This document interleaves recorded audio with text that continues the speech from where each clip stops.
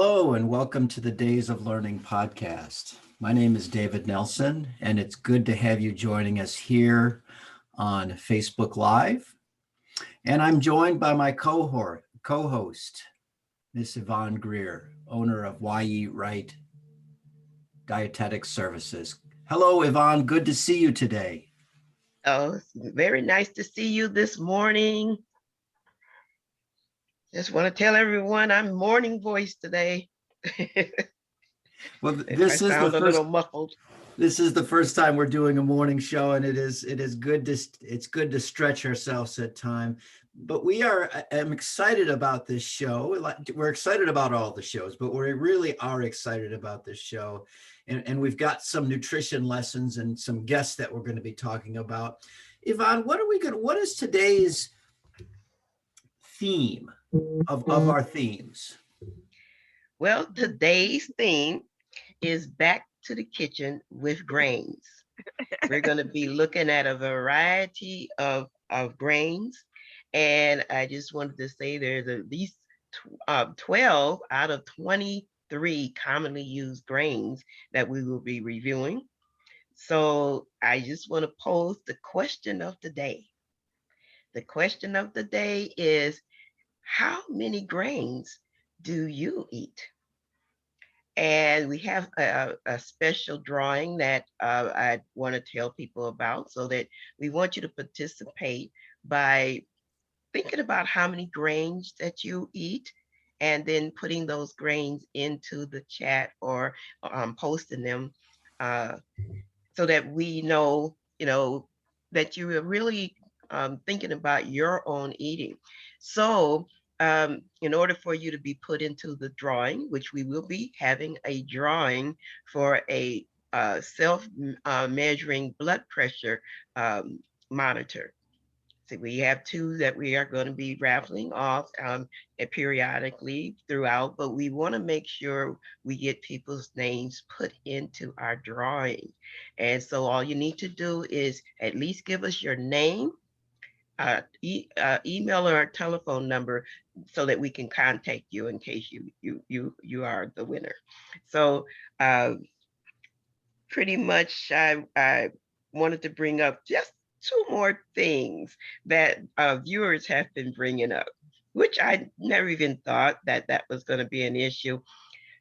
Some people have mentioned that I'm not wearing gloves.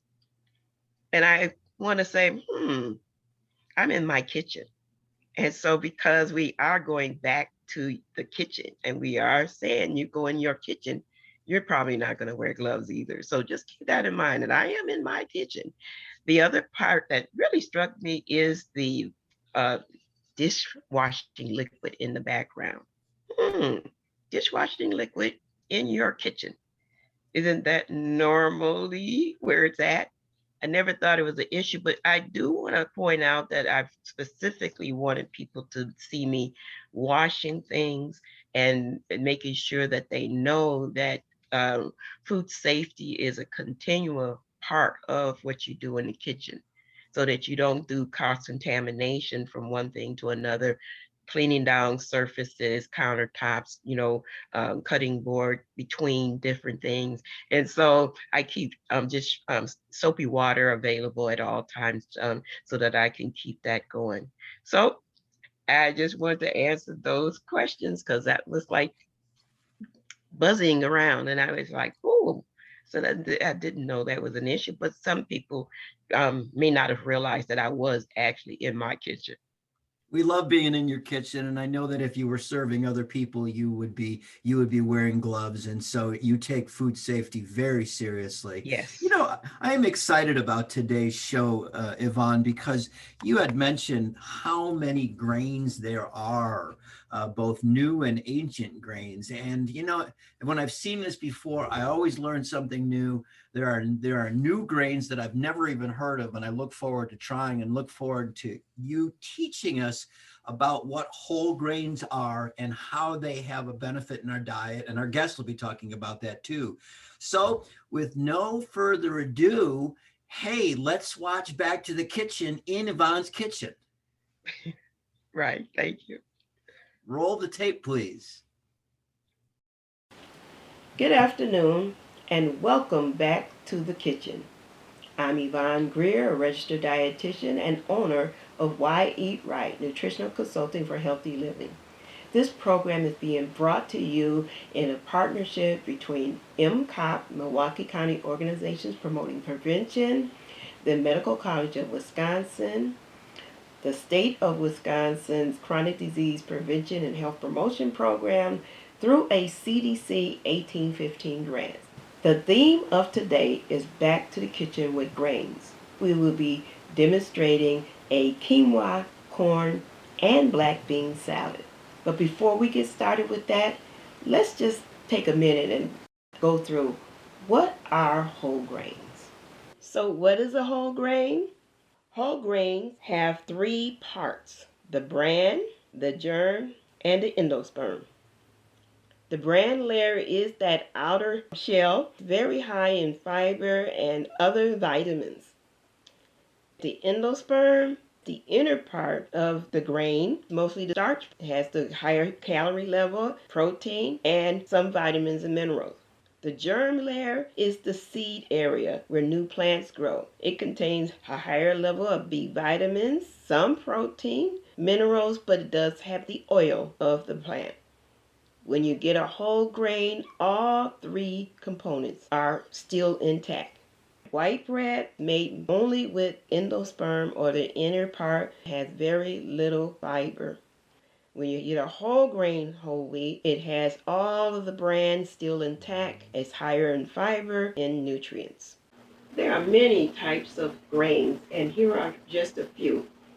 Amaranth was a staple of the Aztec culture, a lively, peppery taste and higher in protein, 16% higher than most other grains. It is popular in cereal, breads, muffins, crackers, and pancakes. Quinoa is a tiny round grain, often light colored, but also can be found in red, purple, and black varieties. They can be put in soup, salads, or eat it plain with spices. The protein in quinoa is a complete protein, similar to what is found in meats. Barley. Barley is one of the oldest cultivated grains. Egyptians buried mummies with necklaces of barley. Barley has a very tough hull that is difficult to remove without losing some of the bran. Look for whole or new version of wholeless barley. Fiber in barley lowers cholesterol more effectively than oat fiber, used in soups, salads, and as side dishes. Rye has a high level of fiber in its endosperm, similar to the bran layer. Rye products generally have a lower glycemic index than products that's made from whole wheat and most other grains, making them healthy for diabetics. The fiber in rye promotes a rapid feeling of fullness, making the rye foods a good choice for people wanting to lose weight. Buckwheat. Buckwheat goes way beyond pancake mixes. It's used in soba noodles from Japan, Brittany's crepes, and also Russia's kasha are all made with buckwheat. Buckwheat is a cousin to rhubarb and is technically not a grain at all, but also not a wheat. But its nutrients, nutty flavor, and appearance lends itself to be adopted into the family of grains. Comet. Sold in Montana State Fair in the 60s as King Tut's wheat. Cometh is an ancient Egyptian word for wheat. Today, this rich, buttery tasting wheat are grown on organic farms and made into over 450 grain products.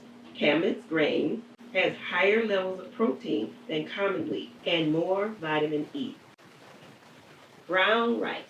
Whole grain rice is usually brown, but unknown to many, it can also be black, purple, red, and any hue of an exotic color. Almost all of the U.S. grain crops are grown in Arkansas, California, Louisiana, Mississippi, Missouri, and Texas. Rice is one of the most easily digested grains, one reason for rice cereal often being used as baby's first solid food. Bulgur wheat.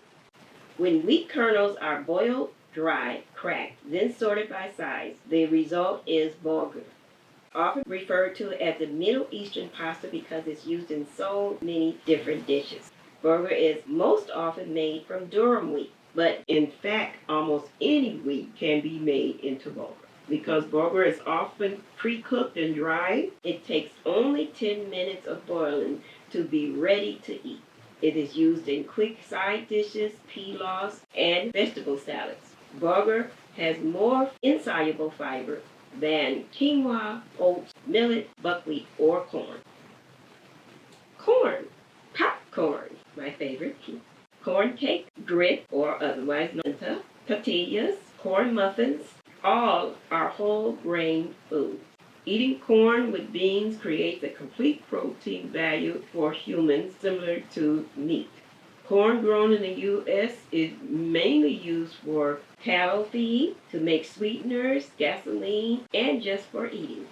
Avoid the ones labeled degerminated when looking for whole grains. Research at Cornell shows corn has the highest level of antioxidant of any grains or vegetables, twice as much as apples, mostly in the lutein, which is good for your eyes. Millet. Rarely served to humans in the United States, it's the grain most often found in bird feed. Yet it's the leading staple grain in India and commonly eaten in China, South America, Russia, and the Himalayas. Millet has a mild flavor and is often mixed with other grains or toasted before cooking to bring out its full extent of its delicate flavor. Its tiny grain can be white, gray, yellow, or red. Last but not least, oats. In the United States, most oats are steamed or flattened to produce old-fashioned oats or regular oats, quick oats, or instant oats. For a chewier, nuttier texture, try steel-cut oats, also called Irish or Scottish oats. Steel-cut oats contain the entire oat kernel. It is sliced into small pieces to help water penetrate and cook the grain. Studies show that oats, like barley, contain a special kind of fiber called beta-glucan, especially effective in lowering cholesterol. It's also known as soluble fiber. Now let's get into our recipe. Our recipe for today is the quinoa corn salad. It entails a can of black beans, drained. You have your broth and your quinoa,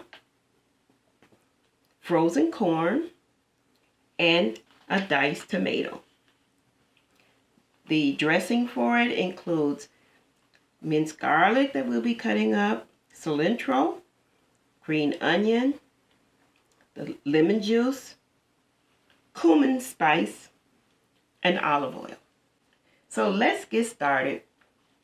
First, we'll take our quinoa, and that's a half a cup. I'll make it a little bit more. And quinoa needs to be washed before you add your liquids to it. Quinoa has a naturally occurring coating called saponin that needs to be washed off. It can be bitter in flavor, so you wash the quinoa to get rid of that outer coating before adding your liquid. We're going to be using 1 cup of your broth. I'm using a reduced sodium broth. You can make your own as well. You're looking for having whatever amount of quinoa, then you have twice the liquid. So I used a half a cup of quinoa, so I'm using a cup of liquid. Put the top on, you bring that to a rolling boil, similar to how you make rice. For our salad, we're going to start with a lemon. We're going to squeeze out the juice, and you just cut it in half and squeeze as much as you can. How you can tell you have a good lemon is that you pick up a couple of lemons and see for the one that is the heaviest for the size that you're looking at. So you want to make sure that you have a juicy lemon, so you try to pick the heaviest one that you can find in the store. We're going to do both of those, and that usually gives you about 3 tablespoons of lemon juice. Next, we're going to cut up and mince our garlic. Some people may like to use the bigger butcher knives. I still like my small knife so I can keep a handle on it and there's no slippage. Try to make it as small and as diced as I can. So there's 2 cloves of garlic, which usually gives you about 1 heaping teaspoon. You can get the minced garlic that's already cut up in the little jars in the store, but fresh garlic is so easy to use. And I'm going to just lift it into the liquid. Doesn't have to be exact. You know, it says it's had 1 teaspoon, but it doesn't have to be exact when you're doing a dressing like this in a salad. A few more little grains. This is your cilantro. It comes in with stems. I've taken the stems off of these. And usually if you have it cold, all you have to do is pull and that stem will come straight on off. Because these don't have stems.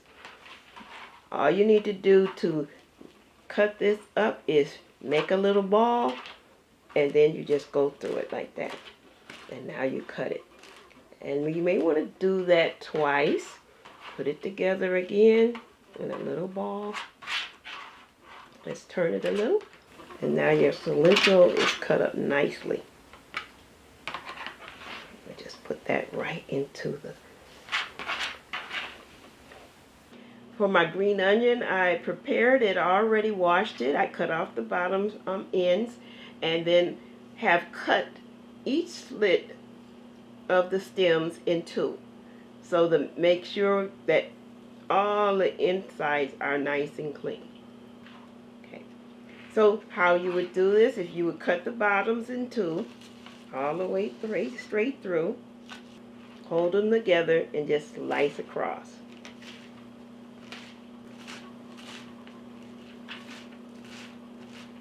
And it's as fine as you like it. I usually like mine a little bit on the fine sides. Go all the way to the end. And if it's long, you can always double it. Now your green onions and your cilantro, they are giving you lots of vitamins, minerals, but also what they call your phytochemicals, your beta carotenes, your allicins.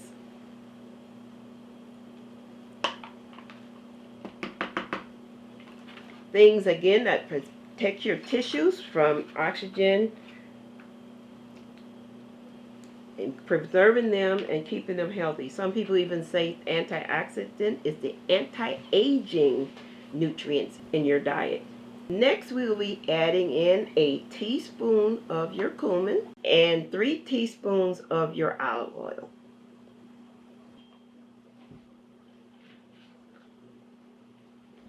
Now it's time to look at our quinoa. It seems like our quinoa is ready. Let's see how it looks. Ooh, very nice. What you would want to do is let the quinoa cool down and then it would be ready for our salad. Now it's time to bring our quinoa over to the table. I have a placemat down and I will be adding about a half a cup to our container. I made a little extra quinoa so that I can have some for a different meal. Remember, quinoa you can have as a side dish as well. And you can cook it in advance. It lasts about a week in the refrigerator. Then to that, we add 1 cup of your frozen corn and thawed. We add our can of black beans that has been rinsed and drained. 1 chopped tomato, and then our dressing that has been stirred. It smells so good. I will add that dressing and mix it all well. Oh, look how beautiful that is. Now it's best when it is served chilled. Let it sit in the refrigerator for about 2 hours and serve chilled. But it's Beautiful. It's a complete protein with your rice, black beans, your high quinoa, and loaded with nutrients, even your lycopene from the tomatoes. So there you have it, our quinoa corn salad with black beans. Nutritious and delicious. Now, let's go to our guests. That was quite interesting, Yvonne. We've got a little bit of a time before we introduced our guests. I have some questions that I'd like to ask you. I got to say, first off, that, when I think of salad dressing, I think of the stuff that comes from the bottles and the stuff that has all sorts of chemicals. And basically, your dressing had garlic, lemon, cilantro, onion, and it's anti-aging. Talk a little bit about making your own dressing and how simple it is. Yes, it's very, very simple to make your own dressings. Um, Putting together the flavor of your garlic, your fresh items. You can also, if you'd like, do that with a vinegar base, like your apple vinegar, your different types of vinegars, and then also some people, if they wanted to add some honey, agave, and it's very, very simple and very easy to do. And so it just brings a lot of flavor. That combination of having that lemon and that cilantro, and then also with the garlic, it was just delightful, full of flavor. And I will say this because, we have talked about this before, but there is that myth that cooking needs to be hard and that even making a dressing has to be full of ingredients that are awfully expensive. These items didn't cost very much at all. Isn't that correct, Yvonne? Right. Very, very much correct. It's very, very simple ingredients that you get right from the grocery store, and nothing exotic, that type of thing. And as you start learning how to make more things from scratch, you then tailor it to your own taste buds. And that's why, you can make things, um, cut them up larger. You can put a little bit more lemon juice in. You can adjust that flavor. You see, I didn't put any jalapenos in, that's so I could have put in a little bit more hot into that. But again, the recipe is your basic. Then you can adjust and modify as you see fit. That's the beauty of it because we all have our own individual tastes and you could add different spices to it and even a little bit of salt if you like a little bit, if you like that. So it doesn't have to be really challenging. Right. I got to tell you, I have a page full of notes here and I always learn something new about the grains that you share with us. I want to start with the three basic parts: the Yes. bran, the endosperm, and the germ. All right. And you mentioned fiber, protein, and oil. You know what? I'm going to tell you. Tell me what each of those are and what they do for us, for our body. So let's start with the bran and the fiber. What is that good for, Yvonne? The bran layer and the fiber from bran is what we call insoluble fiber, and it gives you a bulk to your digestive system so that it really helps with your bowels, your elimination, that type of thing. It also helps with making sure that you have good, well, not have so many calories, because once the bran is really a non-calorie type substance. And so that actually helps you to get full so Hmm. that you don't overeat in the calories. So that, when you remove that, then you tend to sometimes not have that bulk feeling in your stomach, and then you will want to eat more. So the fiber is actually good for your digestion and it helps you to maintain a good calorie balance so you don't overeat then. Yes, Whew. yes, yes. Okay, I got. I think I got that one. I'm going to keep taking notes. Then you mentioned the endosperm and protein. Now, we've all heard of protein, but what is a protein and how does our body need protein?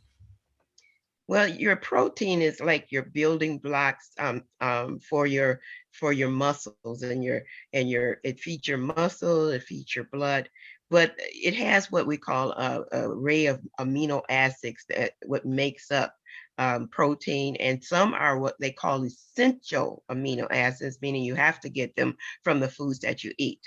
Others, meaning if you have those building blocks, there's other proteins in your body that can be made by your body. But if they can't be made unless you have those essential amino acids. And some of the grains have some amino acids in there, some what they call complete proteins.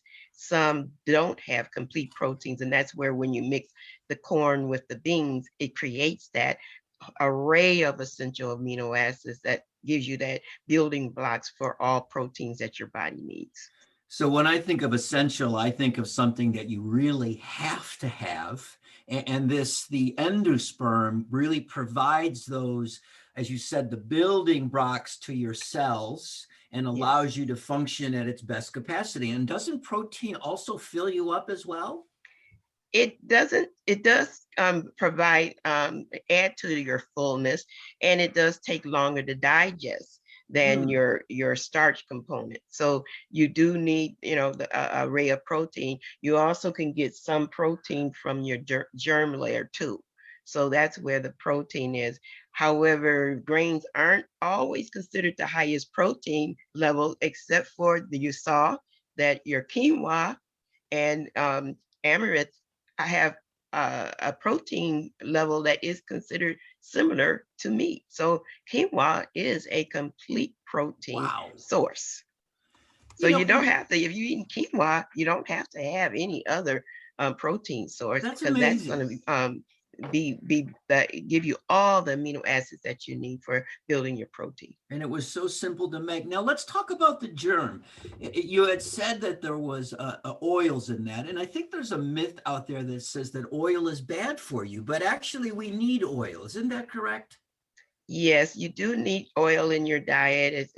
It's good for your skin. It's good for your hair. It's good for the helping you absorb some of your beta, I said, your beta carotene sources that you get from, you know, like your deep greens and your deep oranges that gets converted to the vitamin A, and all of those are good for like eyes and skin and that type of thing. So your oil has a very significant um, uh, job in the body, also for your thermal regulation, meaning, Mm, you know, it helps with your keeping your temperature at a good control.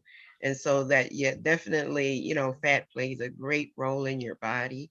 It does have some what they call fat soluble vitamins, that there's some vitamins that are actually in the fat and is absorbed through a fat medium. And so you then get those vitamins like even vitamin D, vitamin A, vitamin E are all fat soluble vitamins. They that's store in so your body amazing. and your fat.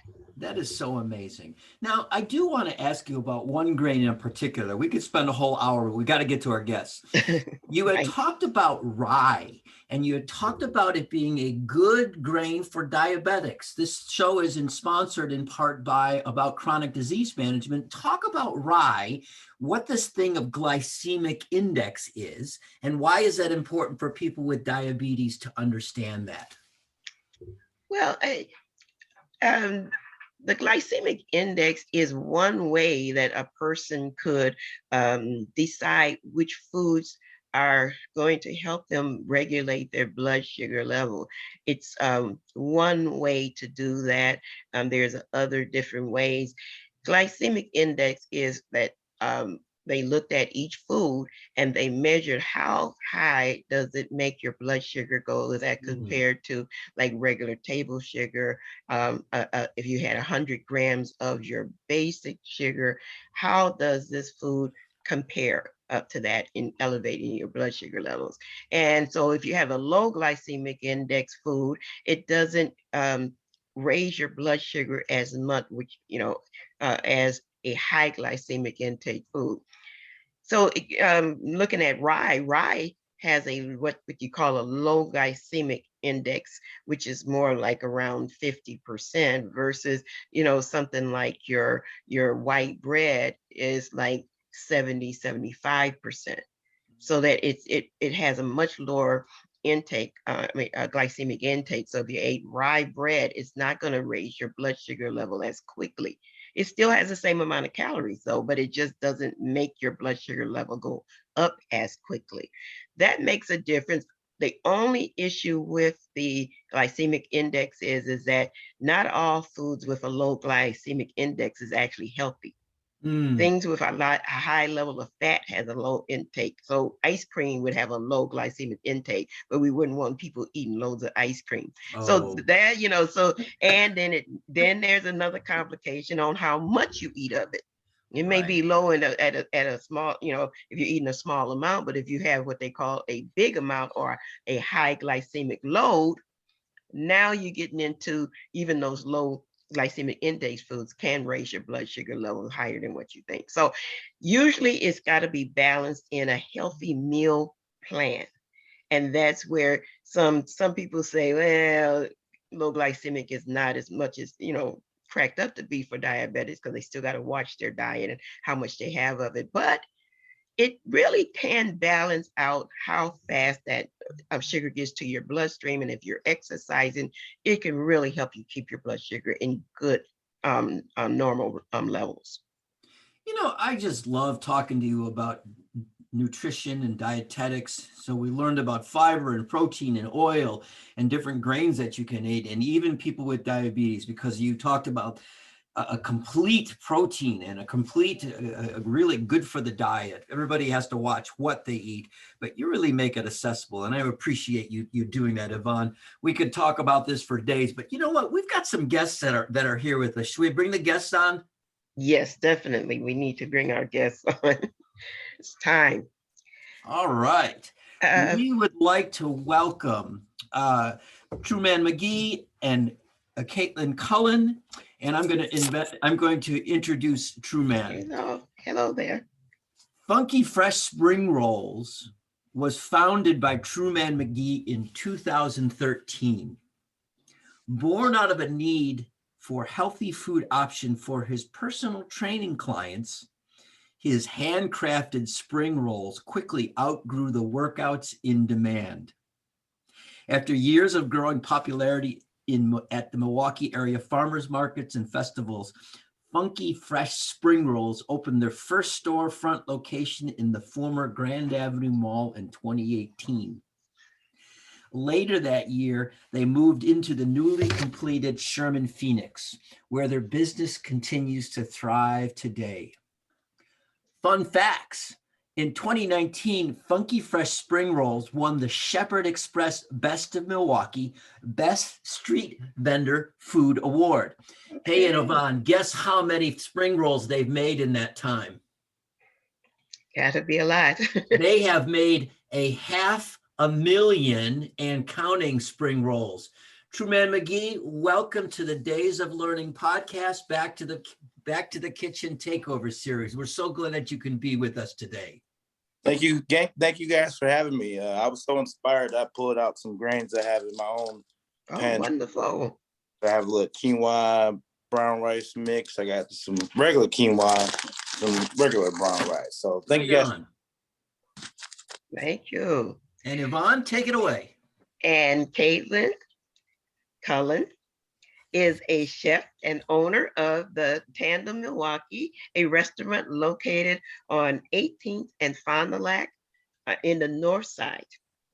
A former school teacher, Cullen shifted gears upon arriving to Milwaukee in 2013 and learned the ins and outs of the restaurant life by taking every job she could get on hand. From hauling cheesesteaks to drunk people after a bar closed at the now defunct Philly Way on Broadway Street, to prep cooking her way up the sous chef position at Beauvais La Boucherie in the Third Ward. She found joy in cooking she found joy in cooking people a solid meal. After 3 years in the industry, she had the ill-advised inspiration to open her own restaurant and ended up loving every minute. Since 2016, the Tandem has been serving scratch Southern cooking while training the future, training the future of Milwaukee's culinary workforce, one young person at a time this morning. In addition to her commitment to strengthening the future of the youth of Milwaukee's North Side neighborhoods, Caitlin is committed herself to building bridges between communities, one neighbor at a time. Thank you, Caitlin, and welcome to that. Thanks for having me. I can't bring out all my whole grains. There's not a lot going on in here right now, but I did eat bulgur last night for dinner and buckwheat. Wonderful. Bulgur used to be popular when I was younger, where we wanted to increase the fiber, and they would put it in like hamburgers and different other chilies and all sorts of things, and people would never know. Mm-hmm. Love it. You know, I want to start with, I always love origin stories. And so, and I loved when Yvonne just said, hey, don't start a restaurant. That is ill-advised. Don't start your own business. That's ill-advised. I'd like to have each of you talk a little bit about your journey into the food space and talk about your origin story and how you came to where you are today. Caitlin, can I start with you? Yeah. How much detail you want? Because I can really go in the weeds on this. I was a former school teacher, and at one point found myself as the principal of a school in the Dominican Republic. And as much as the Dominican is kind of in that belt of the world where everything grows, there was a surprising lack of diversity of food. Like it was all plátanos, every meal kind of felt the same. And so I found myself as a way to de-stress from work, cooking foods I couldn't get there, making Thai food for dinner, getting into Indian flavors, making my own bagels. And I really loved doing it. And it turned out I really didn't love teaching in the system the way it was designed. So on a whim, I moved to Milwaukee, Wisconsin. I'm from Detroit originally, but wanted to come back to the States and didn't want to go back to Detroit, and started applying for every job on Craigslist that I could find, including serving cheese.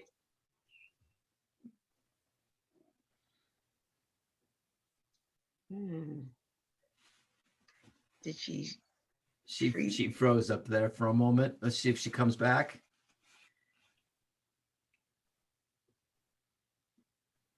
We'll come back. Truman, take us and talk about your origin story and how you got into the food space. Absolutely. So my story started in a long winter night where I was trying to figure out my life. No, it happened when I was 6 years old, really, as a young kid who was just excited about food.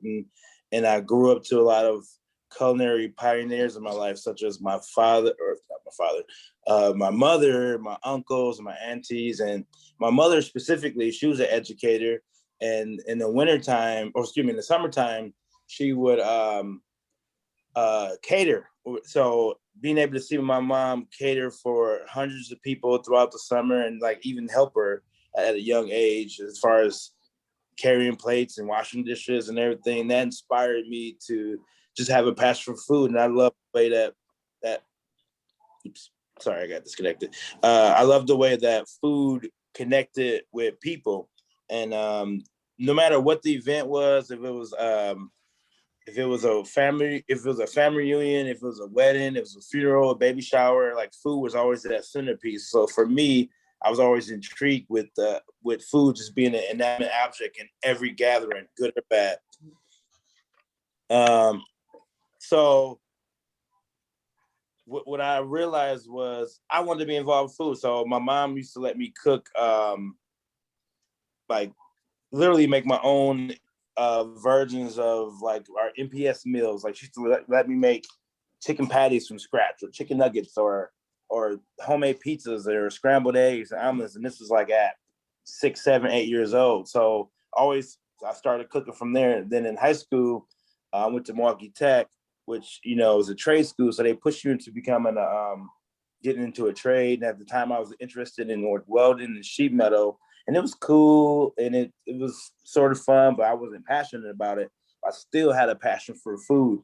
So when I was getting ready to graduate, I had to make a decision to either get into a trade, go into culinary school, or go to college. And for me, I was an athlete, and it was to play sports. It wasn't going to college to get a degree. It was going to college to play sports. And so I had to kind of take that out of my mind, like, you know, that wasn't for me. And then as far as culinary, well, my mom them cooked, but they kind of did it as a passion. They didn't do it as a career. So I didn't know anybody I didn't know any chefs or any restaurant owners that looked like me. So it's like, you know, a lot of times, you know, what supports me also, it's kind of side note, is just that representation of like Black men being in that food space and owning businesses. I didn't know any.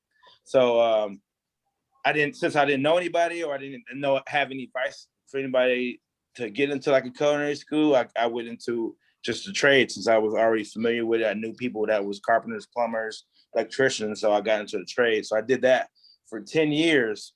And like when I was 28, my son was 2 years old. I found a point where I was constantly being laid off, and I just wasn't happy in life. And I needed a career path. So I kind of went back to my athletics and started working out and eating healthy. And literally I got my Make Kale Great Again shirt on, and I always say kale saved my life, because I started to research on what healthier foods are, and stuff like quinoa and kale and avocados and all these superfoods. And I started incorporating them to my workouts.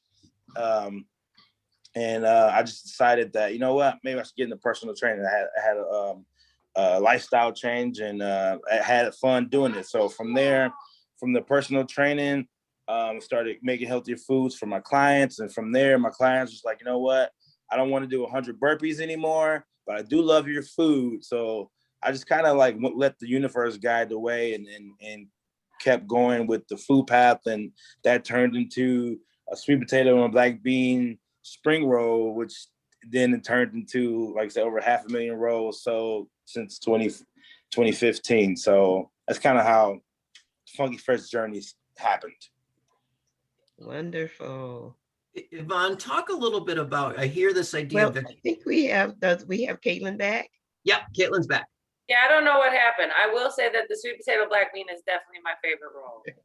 Boom, there we go. Did you wanted to add to your journey? I just wanted to make sure before we honestly, not much. It just to speak to what Truman was saying about how he saw a lack of representation of restaurant owners that looked like him. I didn't see a lack of representation that looked like me. And I moved to Milwaukee, Wisconsin on a whim, applied to every job on Craigslist, and with zero experience, but because I was white and I talked nice and I looked good and I had a master's degree, I was given the opportunity to open my own restaurant within 3 years. And so we're at the Tandem, what we aim to do basically is to make it seem like it isn't a strange thing for, you know, a Black man in his 30s or 40s to open his own business and have a restaurant. And our goal really is to give young people the chance that I was given just because of the color of my skin and my fancy degree. That's all. Wonderful, wonderful. David, I wanted to maybe go into a couple of things about the food area. There's two things I want you to talk on. First of all, how important is it for you to have a healthy food line? And then just a little bit on what healthy grains do you serve to your clients? And if you wanted to get started, either one of you wants to jump in first. Well, I'll start. And okay, wonderful. I wouldn't say that this isn't a self-proclaimed title, but I've been called the king of quinoa. I'm just putting that out there, okay? Yes. I've had it before. It's delicious. So, like, Quinoa is one of those grains we heard about, as Miss Yvonne was saying. It's a complete protein, and for me, loving rice and loving stir fries was a great substitution to get that protein in there, and also get a more nutritious grain. So our quinoa bowls is something that's on our menu every day at Funky Fresh. Even my lovely daughter Lola loves our quinoa. She's trying to get in the camera so bad. Say hello, Lola. Okay, she's not happy. She wants some quinoa, clearly. You do. Eat your quinoa. Okay. So we do like a quinoa stir fry with peppers, broccoli, and just like some Southwestern seasonings. So I will say we cook our quinoa a little different. You did a great job on your demonstration. One tip I like to add with my quinoa is I like to season the rice, or excuse me, season the quinoa and what do you call it? Brown it almost. So it's like I put whatever my seasonings is in the quinoa, dry right into a pan. I cook it and maybe saute it for a couple minutes. And then I add my water or my broth afterwards, bring it to a boil and reduce it. That's our secret. People always ask us. Ooh, dang, I'm sorry. I'm on my phone. I keep getting calls. People always ask us why our quinoa tastes so good, and it's pretty much because that's the secret. Like whatever, like Miss Greer was saying, whatever your taste is, whatever you like to add to it, you could put it right in the quinoa right from the start with a little oil. You brown it, cook it for like 2 minutes, and you add your broth, your liquid, whatever you want to it, bring it to a boil, and that's our secret. It's like a quinoa pilaf. Yes, exactly. And Caitlin, I know that you have a whole vegetarian line. Could you talk about your commitment to healthy foods and your grains as well? Yeah, we for 18th and Fond du Lac, a lot of our neighbors are vegan. And so we had to lean into, we are a fried chicken restaurant of all things. But in order to make sure that everybody could get lunch, everybody could go out to dinner, about half of our menu is vegan, if you could believe such a thing. And so we try and focus on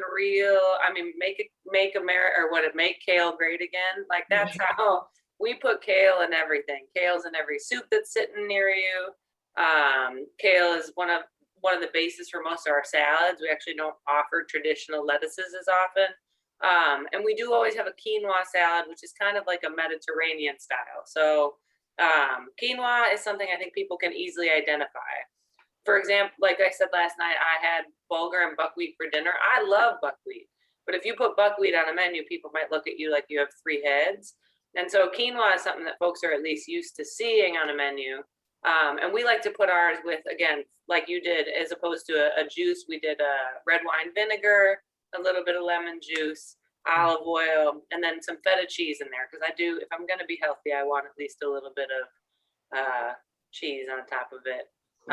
With bell peppers and onions and cucumbers and tomatoes and all that. So, but yeah, we stay committed to having healthy options, because honestly, even the best comfort food that you can think of might have a little bit of bacon fat in it, or it might have something extraordinary in there that's a little indulgent. But for the most part, you're trying to make greens more palatable, right? The way we make our food is just well seasoned, healthy things. Mm-hmm. Thank you. And one other thing, and I'm going to turn it back over to David for a minute. I want you to talk about the issue of supporting the community. During the start of the COVID-19, I know that both of you have done things to support the community. I remember getting both of your food. I've tasted yours, Caitlin, and I've tasted definitely outside of Sherman, Phoenix, Truman, I tasted yours as well. So I think that, if you can talk on some of those things that you've done to support the community during this COVID crisis, that would be great. And Caitlin, then maybe you can start this time. Yeah, I still don't have a restaurant to this day because we're still doing the damn thing a whole year later. Restaurants, you'll hear people come and go, but they're actually coming and bringing food right now. To be really honest, I just figured we were going to go out of business. The restaurant industry is really tough.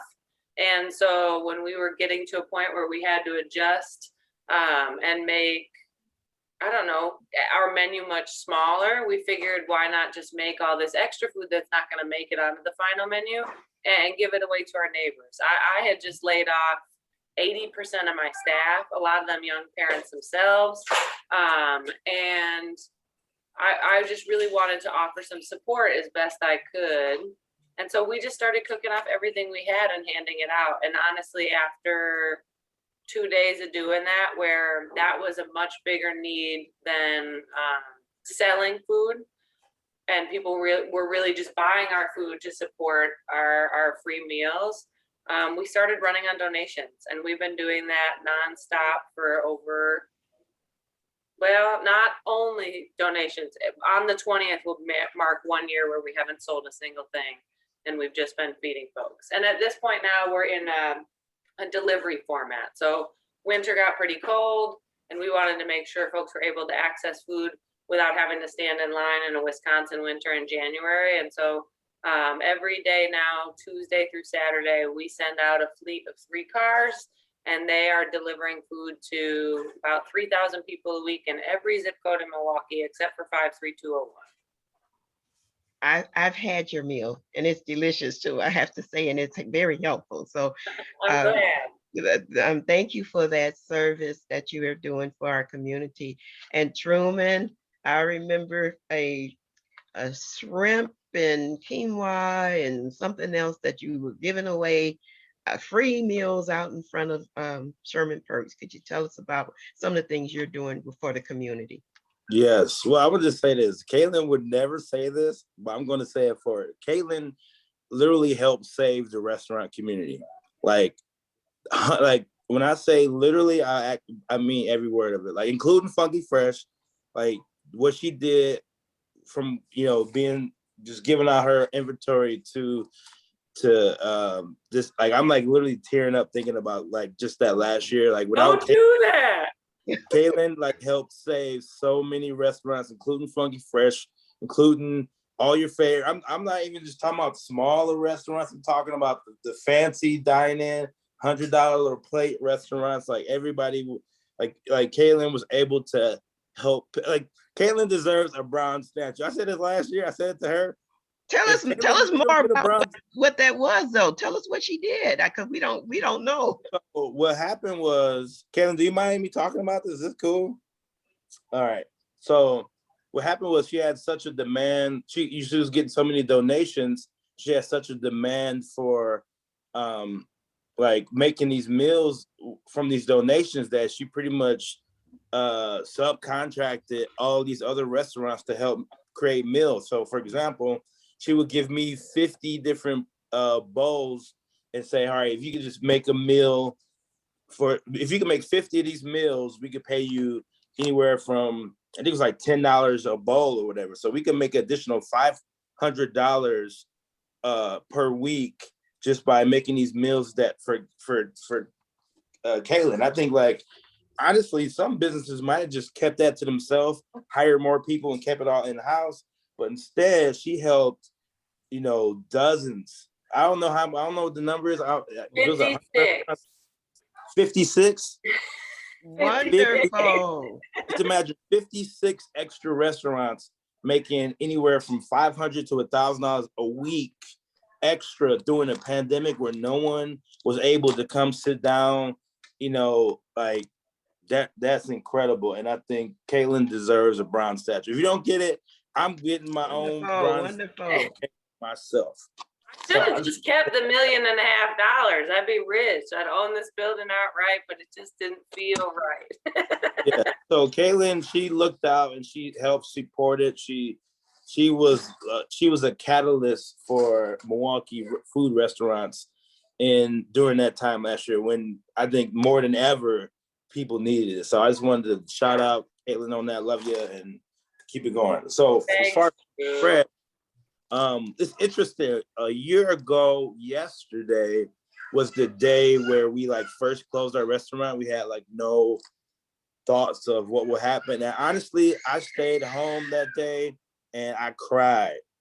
What's going on? I took my sandwich and then my kids are fighting over food in the background. Come on, guys.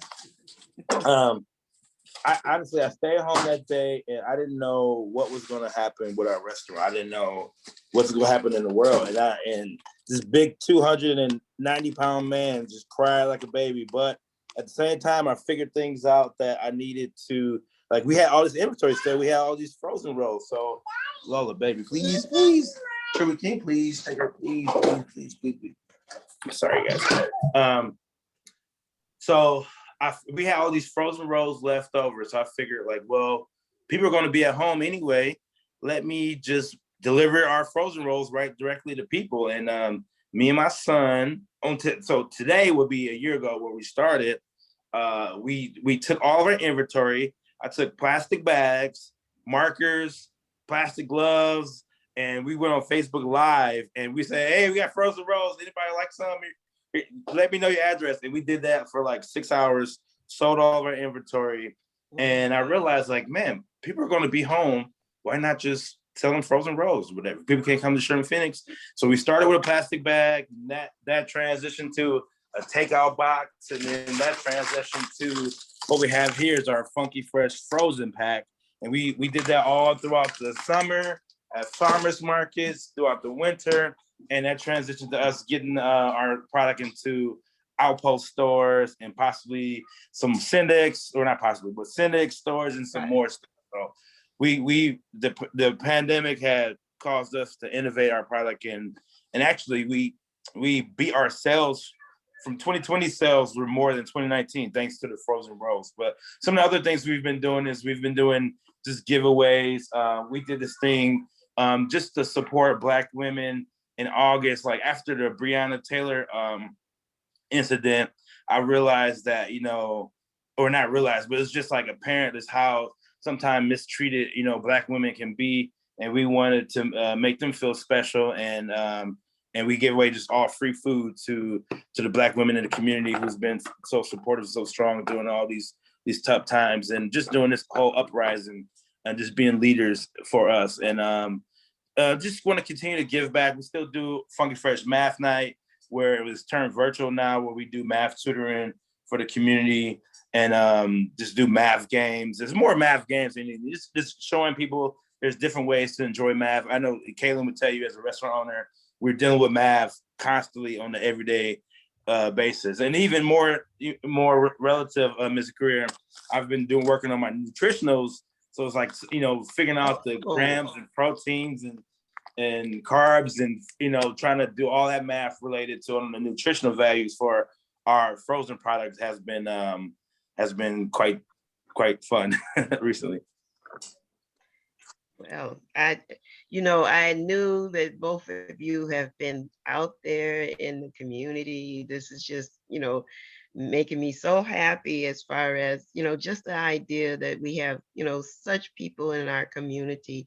And I'm glad that Caitlin brought up that, there's a very high level of people who are vegetarian in our communities, and which sometimes people don't understand, that there's a lot of people who are really watching their nutrition and has adopted a healthy eating style as a norm in the African American community. So I just want to make sure I brought that out, because I did notice that you had a full vegetarian menu selection, and everyone is just raving over the quinoa that Truman makes. That was one of the things that I was saying, oh yeah, he makes that quinoa. So I knew I was gonna have to cook me up some quinoa, but I never had the quinoa bowls and things. So I will definitely get some. I've just got quinoa on the side, and also your sweet potato fries is delicious. So thank you so much. And they're baked, right?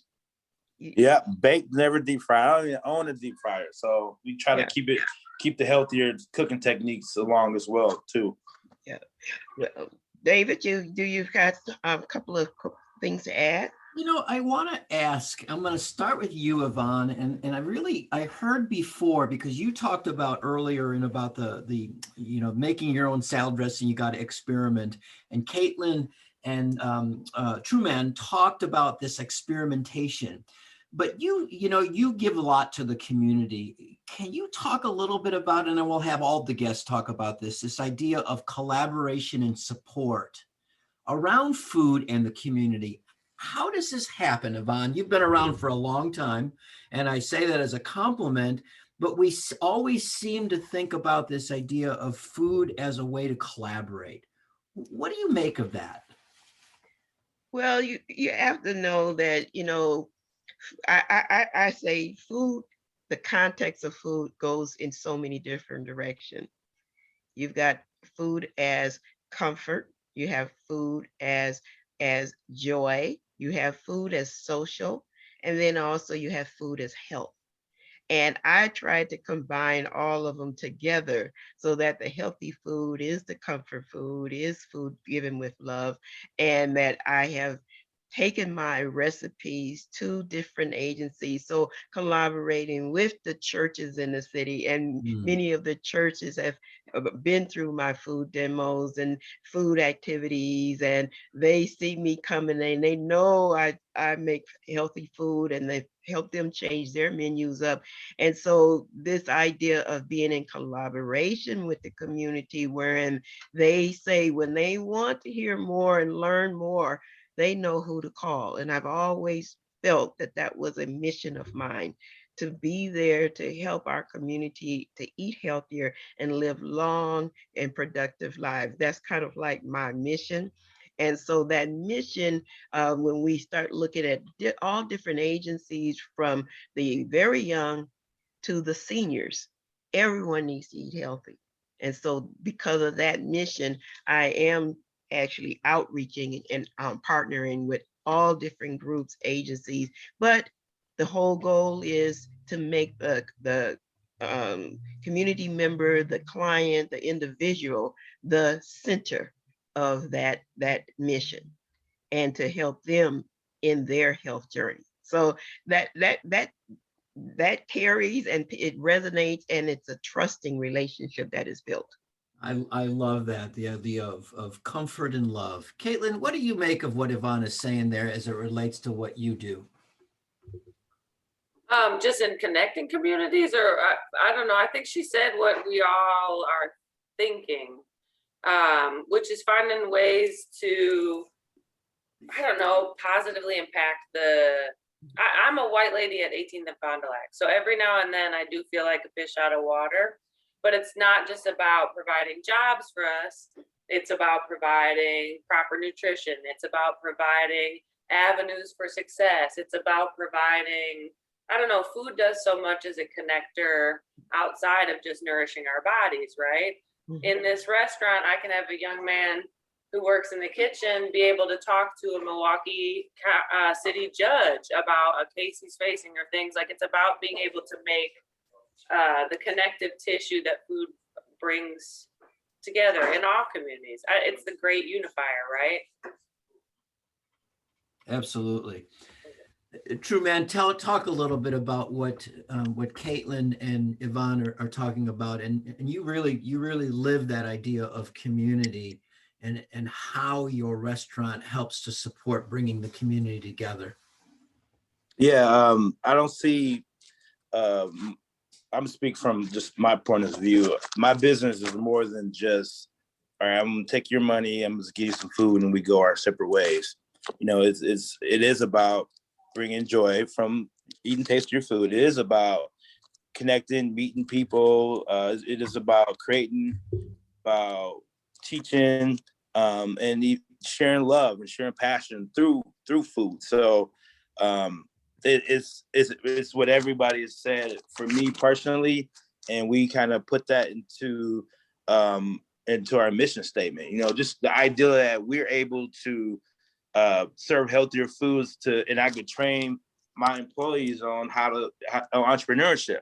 And even so, food is that connecting piece, but it's bigger than that. It's showing people that that it is possible that you have no culinary experience, but you have a passion, you can learn, and you could use food as this vehicle to get your dreams out. So we had a team meeting on Monday, and I always say that, you know, you guys are helping me with my dream, but if you can get some tools from Funky Fresh to on your journey in life to create a better life, or, you know, help you towards your dream, then it's a win-win, and that's through food, you know. So I'm super thankful for the opportunity to use food to connect and you know, just better the community. David, as I sat here and I was listening to our guest talk, I just thought about my mission, my other mission, to become a doctor of public health. I'm in the program now to be a DRPH, and my research is looking at social capital and its influence on food insecurity, and everything we're talking about, those connections to people, the connections to, you know, changing people's lives, influencing the bonds that you have around food. Those are all part of what we call social capital. And as we in the community connect with others, we can bridge people to other resources and be able to influence them in a healthy way. And that's when I just was listening, I was like, this is exactly why I'm doing this research, because food is more. It's more than just the nutrition that you get out of the food, but that becomes a bridge to other things. And then also those connections become so important to people.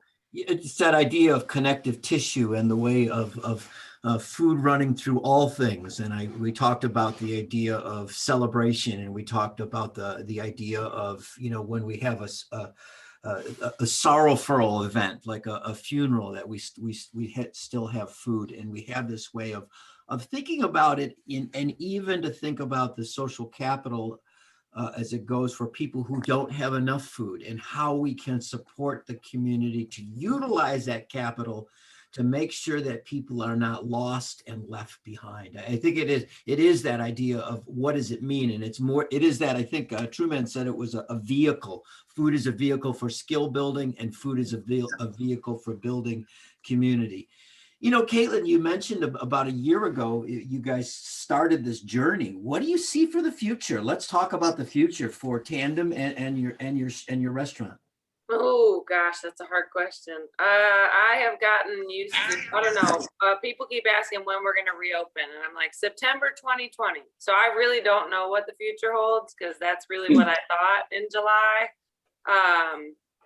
I know that going forward, we will eventually become a restaurant again. We're really trying to get, I don't know, if you think about like equitable food access, having people stand in line at a food pantry or at a shelter or at a soup kitchen line often doesn't make practical sense, even not in a pandemic. Right now, it's very clear, right? People are without jobs still. Your access to transportation is less, and there are only 15 people allowed on the bus.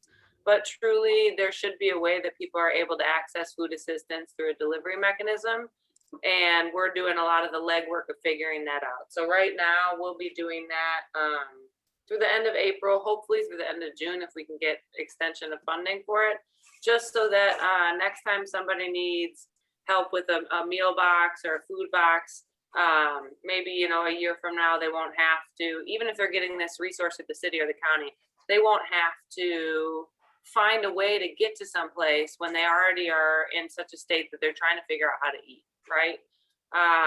So that is our immediate future.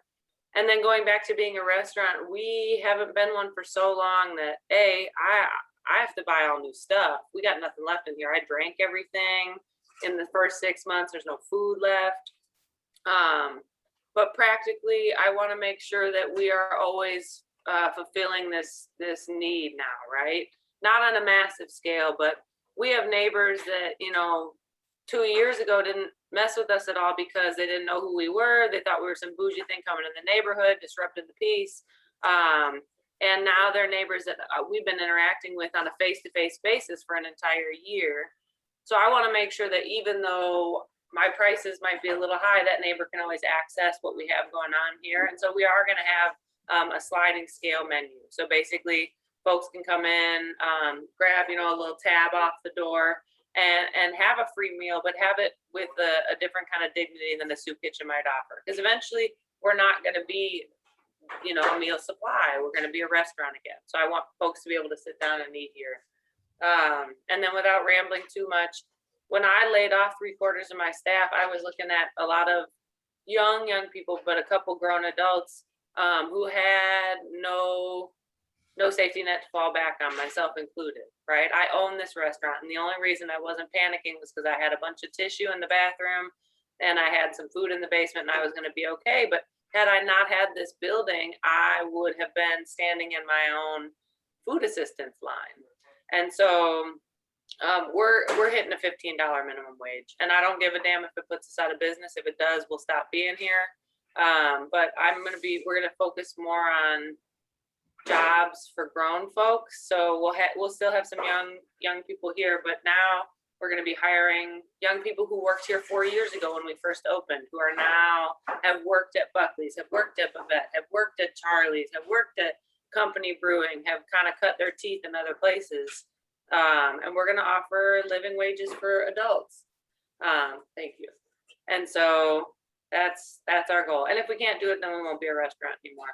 The world doesn't need us that bad if we can't provide people a living wage.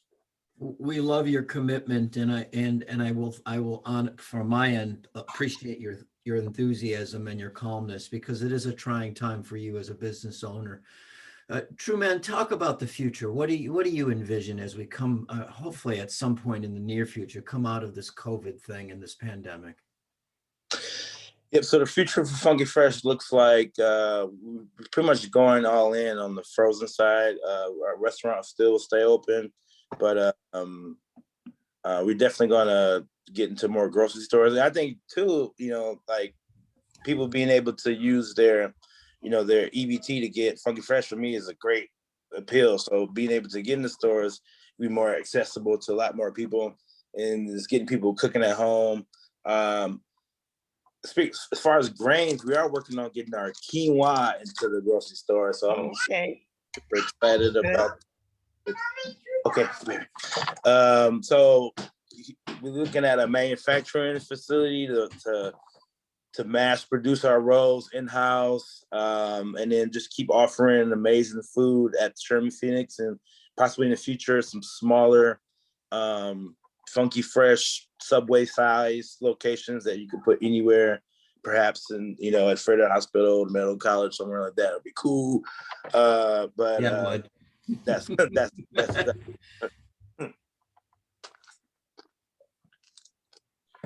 Yvonne, these guys truly are like, they're entrepreneurs like you are. And what would you say, Yvonne, to people who are interested in being in this space? What advice would you give people, Yvonne? Well, my greatest advice that I would give to people is to, first of all, follow your dreams. Follow your dreams, follow your passion. Let your work be your passion. Sometimes I get so excited about making those healthy recipes and tasting and exploring them. And when they're healthy and they're so good, I get so excited about it. And then also, I used to always say, is it crazy to like your own food? Is it crazy to get so much enjoyment out of what you do? But the other part, it would be to be flexible, nimble, innovative.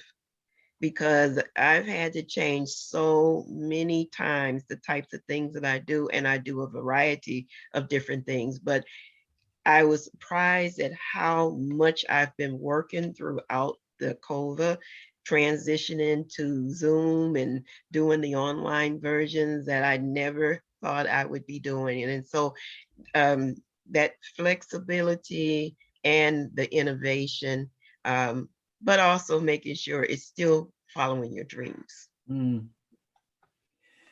Caitlin, we have a saying in some of the stuff that I do, that leaders mop, and it sounds like you've held every job in the restaurant field, and including probably mopping some bathrooms.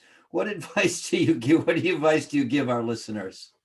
Yeah, leaders also wash dishes. They do Yeah. all the stuff. Truman knows how that is. The true test of a restaurant owner is whether or not you can do literally every job in the building with a smile on your face. I prefer washing dishes. I don't know. My advice would be, I guess, one thing I learned that was really huge this year was it sounds so cliche, but not be afraid to make mistakes, right? Not being afraid to fail. I think most of the progress, just like Truman, most of the progress we made this year was taking a leap of faith, sometime out of desperation, just like, I got to liquidate my inventory, might as well get rid of it, has led to some of the best growth we've ever seen. Not just as a specific restaurant, and not just as our staff, but as an industry. So I think, yeah, just failure is part of, let's see, it does sound so cliche. I got to find a better way to say this, but failure is the only way to succeed eventually. You know, you have to make all those mistakes and get them out the way before you are set for something better, something greater. You know, it's also perhaps it's failure and reflection in what happened in that space. I don't do with the food business. I'm more of a heater upper. But it's like, I think in the relationships that I've had and the work that I do in the community, the times that I have failed and it's been pointed out to me and in saying, oh, wow, I do need to change up the way I'm doing things. So it's the failure and the reflection on what does that mean? And frankly, what is it teaching you? And not being afraid to take a risk. I mean, not to talk too much mess, but in the beginning of the pandemic, the reason our program became so instrumental was because everybody was afraid to make a move. From the city, county, statewide level, right? People were starving, soup kitchens were closed, and everyone was so afraid about doing the wrong thing or not ticking all the right boxes that there wasn't any action at all. And so I think sometimes you just gotta bust the move when it feels like the right thing to do and worry about how it's all gonna pan out after the fact. Well, I'll say you moved here on a whim, and we're glad that you did. So we're glad that you followed that whim. Truman, what advice do you give to budding entrepreneurs and people who have a dream like Yvonne and Caitlin mentioned? Yeah, I just feel like so one of my favorite books is The Alchemist, and it's a quote that I live by. It says, "Whenever you want to truly succeed, all of the universe conspires to help you." And I truly believe that. Like you could, and that's kind of where that leap of faith comes from. Like things seem to always work out when you're trying to achieve something, and it might not happen exactly the time you want it to happen, but it seems to always work out. So that's kind of my own personal beliefs. But just not being afraid to, and granted, like I'm still afraid. Like the thing is, it's not like not being afraid, because I'm still afraid doing everything. Like, but for whatever reason, I just can't stop like taking risks. And it's like part of me is like, why are you doing this? Like run, like the scared part of me is like, don't do it, like stay. What are you doing? Just get a normal job. It's like it's that part of me that's like, even if I don't, go to chase my dreams, I'm still gonna fail at things. It's still gonna be tough. Yeah. So it's like, why not experience the challenges and doing something you want to do anyway? Because you're gonna have challenges regardless. If you decide to go after your dreams or not, there's gonna be challenges. So why not experience those challenges doing something that you love at least, or something that you truly want to do? We have this one thing, this one shot at life, and why not? So I'm still scared. Like I'm scared to this day. Like it is the farther along I get in business, the more scary it is. But also having that experience lets me know that, if I got through this, why can't I get through that? If I got through this obstacle, you get to the next obstacle. So like this pandemic and COVID-19 was a huge obstacle, but we're making our way through it, and we're starting to get through it. So every obstacle is just an obstacle. Just take the name away and look at it as an obstacle and figure out ways to get through it. So, and also be good at math for entrepreneurs. Don't ignore the math, okay? Like in the restaurant industry, we look at someone else's price and we say, I could probably make that for 50 cents cheaper. No, do the math. Let Uncle Truman help you with math. If you need some help, Get good at math. I love it. I love it. You know, and I want to say to both Truman and Caitlin and to Yvonne, you know, Truman, I love it when your kids come in the shot. It's, you know, that's what life is, man. That's the next generation. And Caitlin, you're sitting in your restaurant. I've been to your restaurant. So you're sitting in the restaurant. And Yvonne, I've been to your house. You're sitting in your house. And so, you know, live life to its fullest. Yvonne, I'm going to give it back to you to wrap up with our guests and any thoughts that you may have. Well, I'm going to do a really quick summary of some key takeaways. And first of all, I mentioned that there is an abundance of grains and many, many ways to make them. And people have responded and putting their grains out there. We talked about the importance of connections and the importance of having positive changes and promoting positive change. We looked at, and Caitlin very much told us about not being afraid to fail and not being afraid to take risks. And Truman, you talk about having taken a leap of faith, that things will work out, but not letting your fear stop you from taking those risks. And then also that there are going to be challenges, but you've got to do the math. You've got to make sure that you stay on top of things. I want to thank everyone for coming and making this a rich program. Sometimes I almost got teary-eyed of all the things that was said today and how you're really impacting the community. And this is what we want. And not only from, you know, our, we call you community champions. Our guests are community champions, and we know why even more than when we brought you in. We knew of you, but we also know now you're actually doing far more than what we had even imagined. And we thank you so much for what you're doing. I look forward to when the Tandem opens up so I can come visit. And I'm definitely going to go look for me some frozen spring rolls at one of the places that you have them at, because I miss them. Truly, I miss them. And do you have that red sauce, the hot red sauce with The them? sweet chili? Yeah. Yes. Oh my God. So anyway, my mouth is watering. I do, again, thank you so much for coming, and we will definitely be in touch in the future. Hey, Yvonne, let's do this. Caitlin, if people, because we get some throughputs through our replays. If people want to get a hold of you and through Tandem, how can they find you? You could just head to tandemmke.com. It's the pandemic gave me time to look at my website and fix it up, so it's a really good way to contact us. It's also a good way to sign up for those free delivery meals. So we do a sign up monthly, but if somebody's interested in that, that's a really good way to access it. Or you can always stop by, right? We're right here at the corner. I mean, just south of 18th, technically it's 19th, but just come knock on the door on Fond du Lac if you need something. We're here every day. Oh, that's awesome. Truman, how do people get a hold of you?